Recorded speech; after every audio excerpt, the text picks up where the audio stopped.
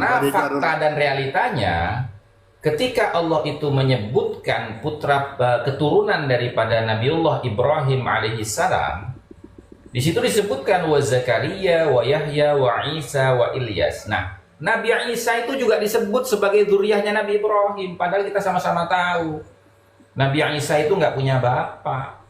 Beliau itu lahir dari seorang ibu tanpa pernikahan dengan laki-laki.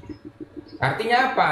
Quran membuktikan bahwasannya jalur perempuan itu tetap dianggap sebagai dzurriyyah gitu loh. Sebagai keturunan, tidak terputus nasabnya. Nah, kan begitu. Jadi kalau zaman sekarang orang itu mengatakan keturunan dari garis perempuan itu terputus nasabnya, itu jahiliyah berarti. Belum masuk ke alam modern dia itu. Padahal Islam itu membawa modernisasi terhadap kaum bangsa Arab jahiliyah. Nah, disebut Arab jahiliyah itu bukan bodoh, teman-teman. Maknanya jahiliyah itu ya bangsa yang tidak punya peradaban. Gitu loh.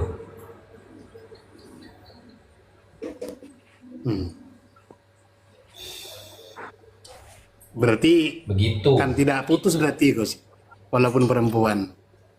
Ya tidak putus, wong Quran saja menyatakan tidak putus kok. Nabi Isa itu sebagai zuriyah Nabi Ibrahim walaupun dia dilahirkan dari seorang perempuan semata. Iya. Dalam kajian fikih kan, kalau ada seorang perempuan itu meninggal kemudian dia punya tirkatul mayyit, apakah anak dari perempuan tersebut itu punya hak waris? Masih punya, berarti kan nggak putus nasabnya, gitu loh. Ya. Kan begitu. Makanya kan begini teman-teman ya, kembali kepada Al-Quran. Surat Al-Kautsar. Inna syani'aka huwal abtar. Sesungguhnya Muhammad, mereka-mereka yang mencela kamu, yang menghina kamu sebagai abtar, orang yang terputus keturunannya karena tidak punya anak laki-laki yang menurunkan keturunan, wal abtar, dialah yang akan terputus keturunannya. Makanya Abu Jahal, Abu Lahab tidak punya keturunan, teman-teman. Keneng bedet kanjeng Nabi karena suka congo kanjeng Nabi, pegak torona karena putra-putranya itu meninggal waktu kecil yang laki-laki. Keturunannya dari jalur perempuan. Nah sama halnya seperti Mbak Lawi sekarang mengatakan Wali Songo itu tidak punya keturunan, kalaupun ada dari jalur perempuan maka putus nasabnya. Nah sekarang putus sendiri nasab mereka. Kena yang bedet itu. Gitu loh. Ada. Hukum karma. Loh kan iya toh. Hukum karma. Itu fakta loh itu. Fakta loh itu. Saya bukan memfitnah, faktanya seperti itu. Apa betul gitu Gus? Loh iya. Iya, itu sudah tidak perlu dibuktikan, itu sudah menjadi rahasia umum itu.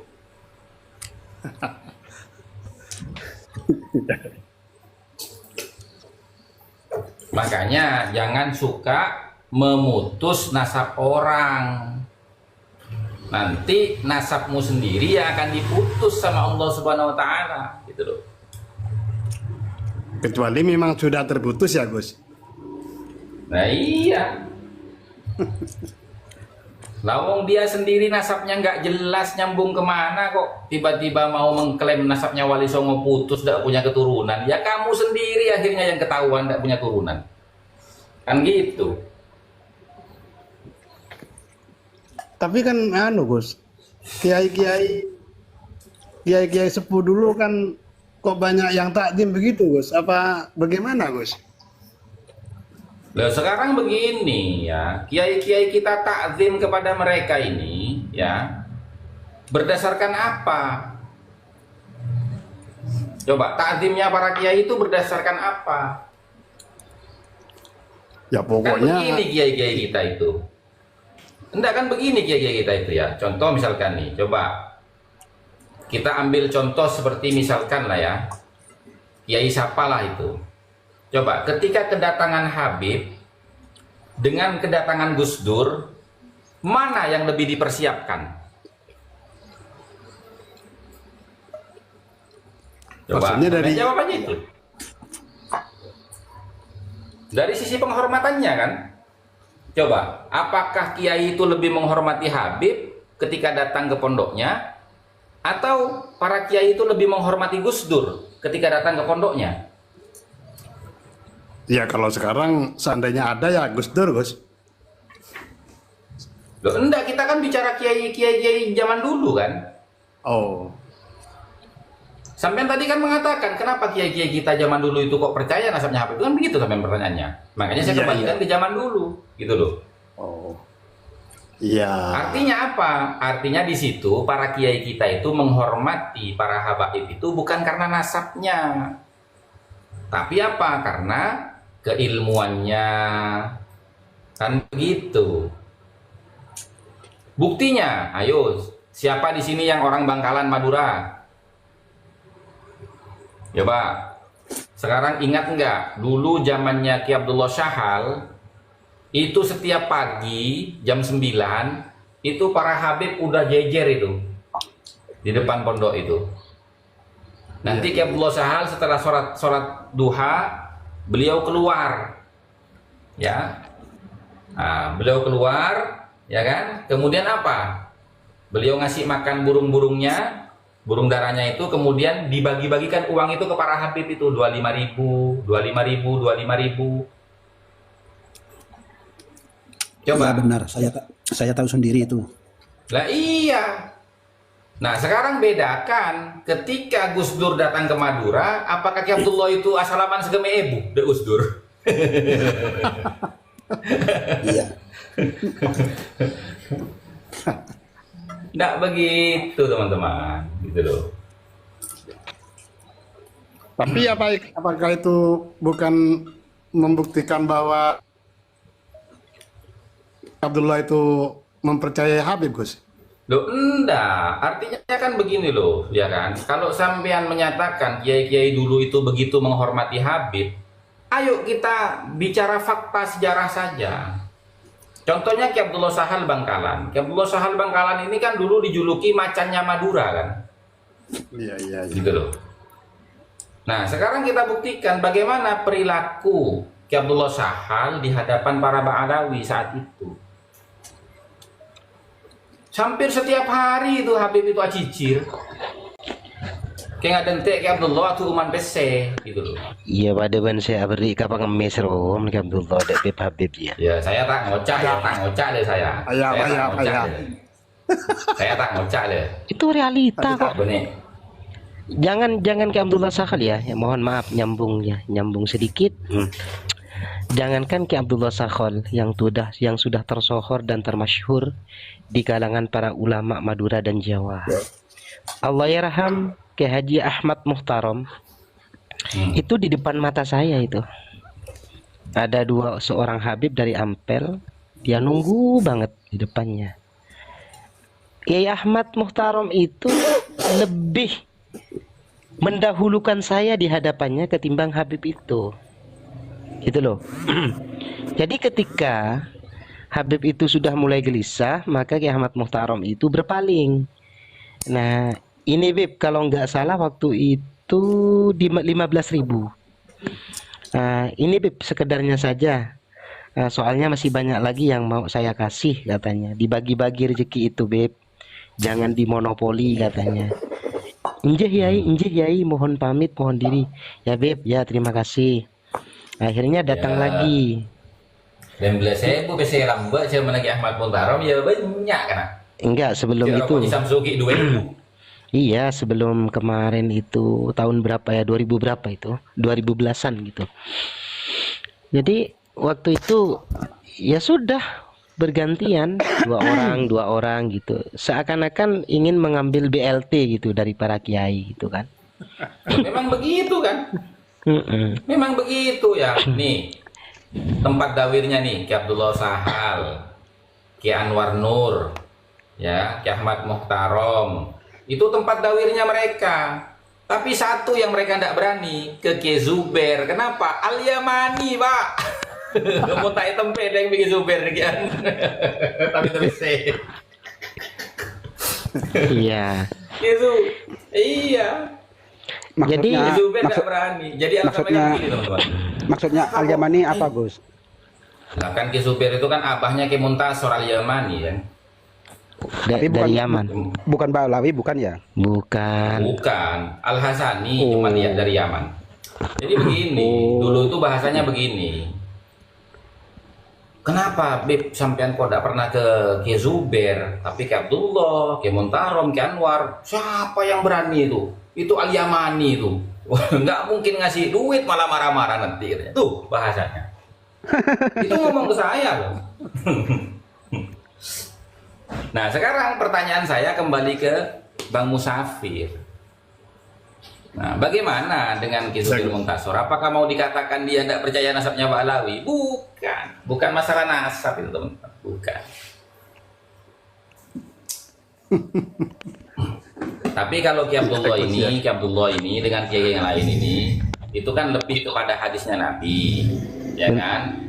Siapapun yang meminta kepada kalian, walaupun dia itu turun dari atas kuda, kasih kalau emang kalian punya, gitu loh. Itu yang diamalkan. Nah kalau Ki Zubair Muntasor ini tidak sukanya apa? Bawa-bawa nama Nabi, ngemes ke barat timur gitu loh. Ada satu lagi Gus Hasan. Ada satu lagi fenomena ataupun realita yang terjadi waktu itu ya. Kalau nggak salah tahun 2016 dan sekitarnya. Di Kepang Timur itu siapa yang pakai songkok congok-cocong ke atas itu? Gus Hasan. Udah mau rengalan. Bisa pakai Itu yang pakai. Juluk ya inaya awet. Oh lah. Lah apa ya? Duh kah. Kan malam ini pulang dari Arab Saudi Kiai, dari umroh pulang Kiai kerong Yes. Kiai Yes. ya itu lah. Ya salam. Karya para alim besali ya Kiai tangga Kiai. Kepang Timur itu Gus yang pakai kopiah lancip ke atas itu siapa Gus? Allah yarham juga itu. Raimam. Bukan Raimam Bukhari, bukan. Bukan Raimam Bukhari. Raimam siapa? Raimam Khalil. Oh ya, Yang biasanya naik sepeda ontel itu kan, lajer. mungkin. Ya. Itu Iya. di depan pintunya itu ditulisin tidak menerima tamu Habib. Ya Enggak, Kiai Gus. Maudi. Kejam itu, Gus, kejam. M Ali Kare Kiai Maudi. Gus, kembalilah ke jalan yang benar. Jalan yang benar itu yang mana? Teman-teman, tunjukkan naik kamu ke sini, tunjukkan kami itu jalan yang benar gitu loh. Jangan tapping. Ya. Firman-Nya Allah itu apa? Ud'u ila sabili rabbika bil hikmah, bukan bil typing. Naik ke sini gitu loh. Wal mau'izatil hasanah. Sampaikan nasihatnya dengan baik itu, bukan bil typing, bukan. Naik, mari naik. Tak naikkan kemudian. Tunjukkan jalan yang benar itu. Kalau memang terpaksa wajadiluhum billati hi ahsan. Gitu. Nah, itu. Enggak teman-teman, insya Allah ya semua teman-teman kita itu tahu kalau di room saya ini nggak ada caci maki, nggak ada. Sampian misalkan kalah debat dengan kita, kalah narasi, kita nggak akan caci maki, saya jamin itu. Buktinya tadi pagi Ibnu Khodi nggak bisa jawab, ya kita turunkan dengan baik, nggak kita caci maki, nggak. Sampai saudaranya naik, Gus, mohon maaf ya Gus, saudara saya begini, oh nggak apa-apa, nggak ada masalah, makanya saya turunkan tadi itu, ya kan? Untuk menghormati dia gitu loh, karena sudah kewalahan dan tidak bisa jawab gitu loh. Iya. Kalau live pasti ada yang typing saudara, tapi typingnya coba elegan gitu kan. Kalau memang mau Iya, naik-naik gitu loh. Jadi jangan sampai typingan kalian ini mencerminkan karakter dan hati kalian, sehingga afiliasi daripada kalian ini kemudian akan kami baca. Oh begini muhibbin para habaib. Oh Ya, sampai ya di benar. sini SDM-nya gitu kan. Itu loh. Jadi biasakan untuk menyimak lebih baik, untuk menyimak lebih anteng agar kalian paham apa yang kami narasikan. Apakah itu sesat Apakah itu menyimpang? Kan ini cuma perbedaan Ini masalah. Yai, Ya, Yai, dia tapping lagi. Sampai sekarang 1000-an orang mondok sama habaib. Sekarang tak kasih sampean cara berpikir ya, bahwasanya kebenaran itu tidak bisa diukur dari banyaknya pendukungnya, teman-teman. Mohon maaf ya, dulu itu ya ada nabi palsu yang kemudian diperangi oleh Sayyidina Abu Bakar Siddiq. Itu pengikutnya banyak, itu bukan sedikit. Iya Gus, saya ingin menjawab juga nih ya. Mohon maaf izin. Ya, monggo. Ingat Gus, sampean host loh. Ya, bola lah, coba kita kok neng ya. Pak Yau, Pak kiri kok kena.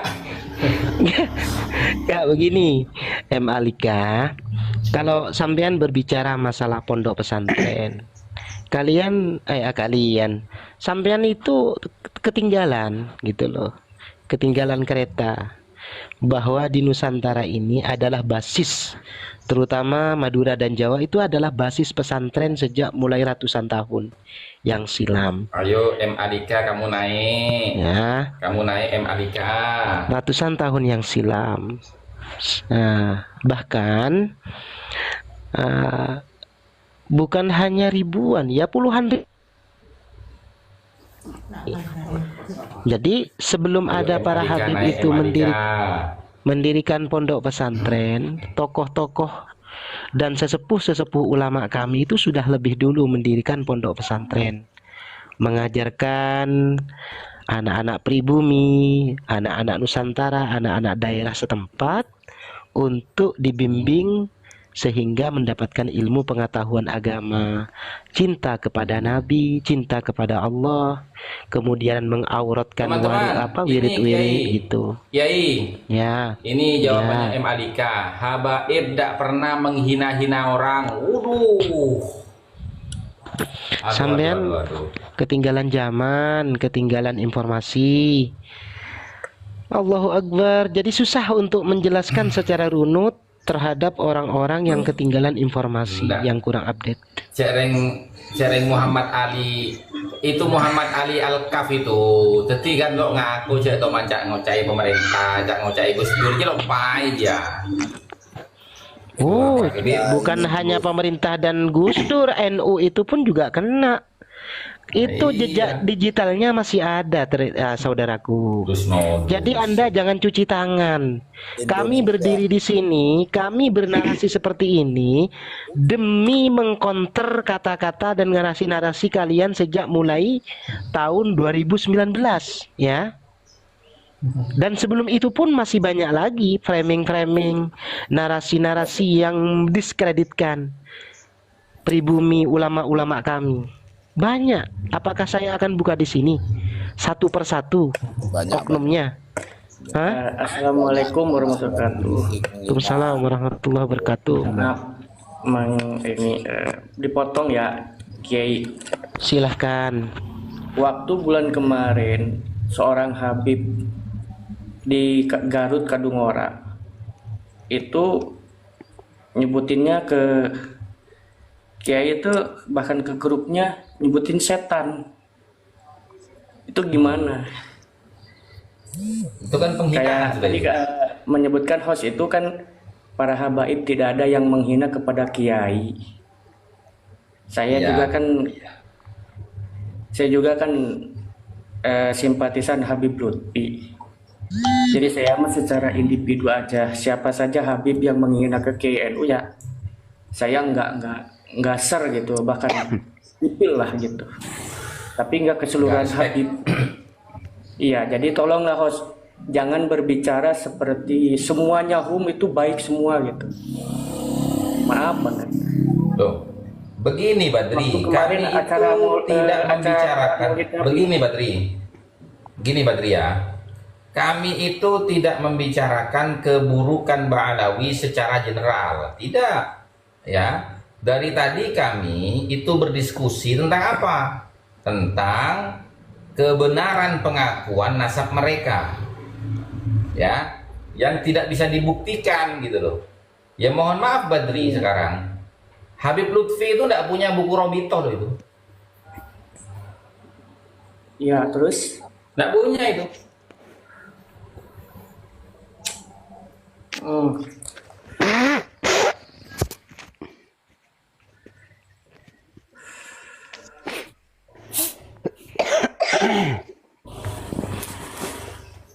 Kalau di Indonesia ini Gus, jangankan ngaku Habib, ngaku malaikat Jibril aja banyak pengikutnya kok. Ngaku malaikat itu diikuti gimana? Makanya.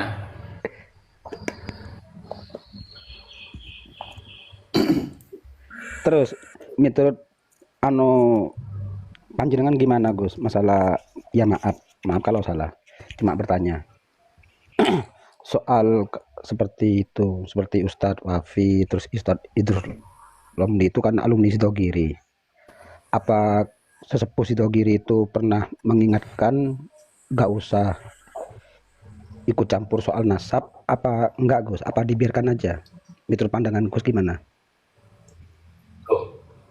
Memang arahan Pondok Pesantren Sidogiri itu, santri Sidogiri tidak boleh ikut-ikutan bicara nasab. Itu jelas.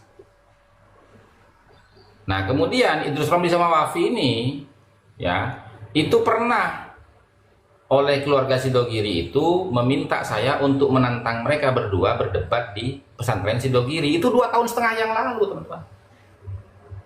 Oh, terus Ya coba lihat di video saya di YouTube, di TikTok itu kan. Terus nabrak uang bejo. Gak gelar ya. ya Jadi saya gini, kan nggak teman-teman, tahu ya. kronologinya. Jadi gini teman-teman ya. Kalau perbuatan salah dari oknum manapun, baik itu dari kalangan Ba'alawi maupun non Ba'alawi, itu kita nggak akan bahas.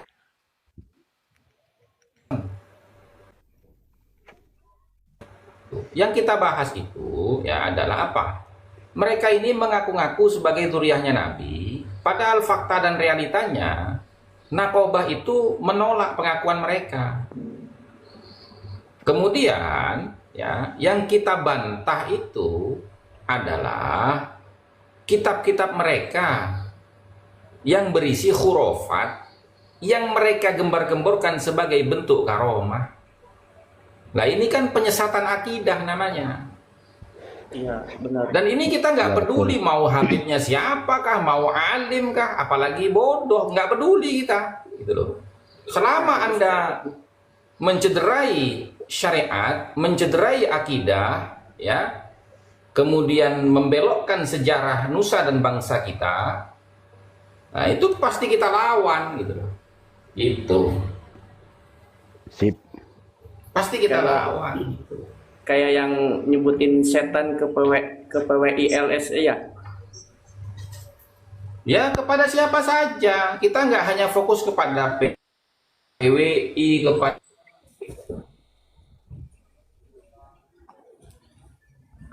NU, kepada siapapun gitu loh. Nah,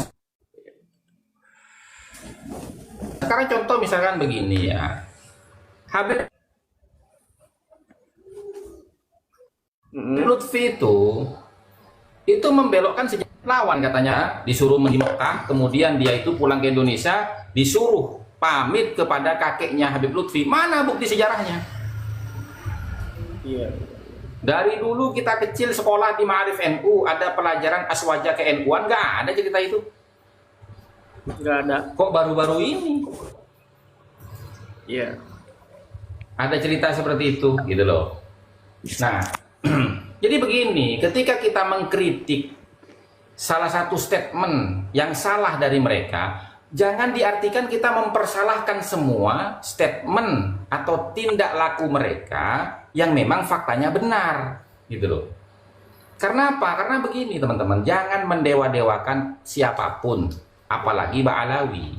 Karena mereka ini manusia biasa, besar potensinya untuk melakukan kesalahan dan keluputan. Karena apa? Mereka ini manusia biasa. Al-insanu mahallul khata' wa nisyan. Hanya Nabi yang tidak mungkin salah pasti benar. Kan begitu akidah kita.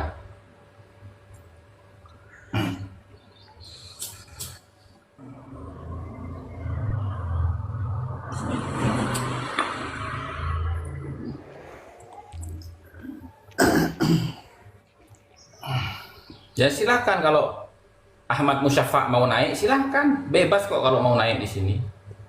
Ya tinggal multi aja kita naikkan. Ya udah, saya yang turun aja ya. Turunkan saya kalau dia mau naik.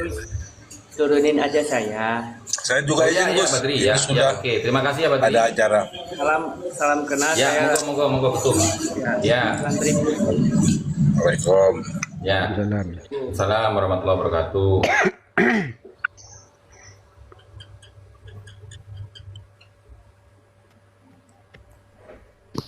Lanjut Gus, mau tanya lagi Gus. Monggo silakan. Kan sholawat itu biasanya kan Allahumma sholli ala Muhammad wa ala alihi wa azwajihi wa dzurriyyatihi ya Gus. Terus terang Gus, saya yang bukan keturunan Nabi ini agak cemburu Gus. Kok wa dzurriyyatihi kan kok enak bener ya, kayak enakan turunnya Rasulullah, padahal Nabi sendiri kan katanya seandainya anak saya mencuri kan bagaimana ceritanya, kan seperti itu Gus. Apa memang Ya kan ada seandainya. keistimewaan, Ya Gus? kan seandainya. Ya kan seandainya. Iya. Kan seandainya kan begini, laukanatil Fatimatu saraqat la aqta'ana aydiha. Seandainya Fatimah anakku ini mencuri, pasti akan aku potong tangannya. Tapi fakta sejarah pernah nggak ada sejarah Siti Fatimah itu mencuri? Kan nggak ada. Nggak, maksudnya kan pertanyaan begini Gus. Terus apa memang dzurriyah itu dianjurkan oleh Nabi Gus untuk bersalawat untuk dzurriyah itu Gus? Apa memang Ya, nggak. dari ulama saja atau Ya, memang nggak. ada hadisnya gitu? Cuma sebatas wa alih Sayyidina Muhammad, Bang. Kalau sholawat yang diajarkan Kanjeng Nabi itu kan sholawat Ibrahimi itu kan. Yang diajarkan langsung dan ijazahkan langsung oleh Nabi kepada umatnya kan itu.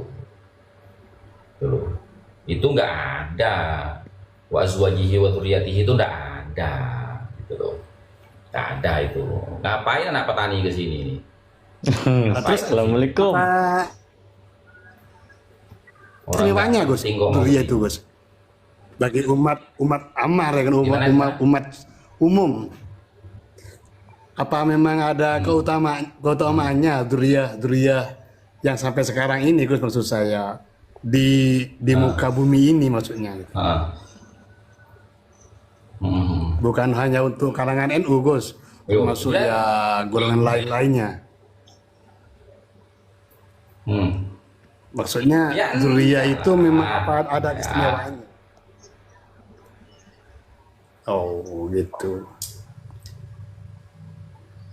Kalau bicara dzurriyyah itu ada keistimewaan teman-teman. Tidak ada keistimewaan sama sekali di hadapan Allah itu. Kan jelas Allah itu berfirman, Inna akramakum indallahi atqakum.